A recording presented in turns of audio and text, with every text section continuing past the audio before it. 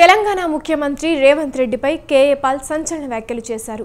10 రోజుల పాటు విదేశాల్లో పర్యటించిన సీఎం రేవంత్ రెడ్డి ఖాళీ చేతులతో హైదరాబాద్కు తిరిగి వచ్చాడని కేఏ పాల్ అన్నారు. అమెజాన్, మైక్రోసాఫ్ట్తో పాటు ఐటీ కంపెనీలు, రియల్ ఎస్టేట్ కంపెనీలు కానీ పెట్టుబడులు పెట్టాయా అని ప్రశ్నించారు. ఒక్క కంపెనీ అయినా తెలంగాణలో పెట్టుబడులు పెట్టేందుకు ముందుకు వచ్చిందా అని నిలదీశారు.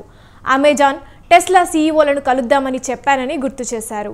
ఎన్ని ట్రిప్పులు వేసినా రాజకీయ నాయకులను ఎవరు నమ్మరు అని రేవంత్ రెడ్డికి ఇప్పుడు అర్థమైందని కేఏ పాల్ అన్నారు.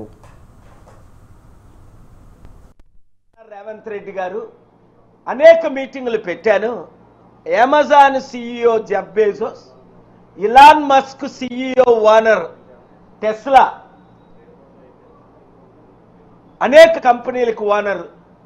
మనం కలుద్దాం, 1 వీక్ ఆస్టిన్ వెళ్దాం, శాన్ అంటోనియో వెళ్దాం, డాలస్ వెళ్దాం, న్యూయార్క్ వెళ్దాం, లాస్ ఏంజలస్ వెళ్దాం, బే ఏరియా వెళ్దాం అని మాట ఇచ్చి జనవరి నుండి ఇప్పుడు వరకు రాలే. ఇప్పుడు ఆయనకు అర్థమైంది ఇంకెన్ని ట్రిప్లు వేసినా రాజకీయ నాయకులు ఎవరు నమ్మరు.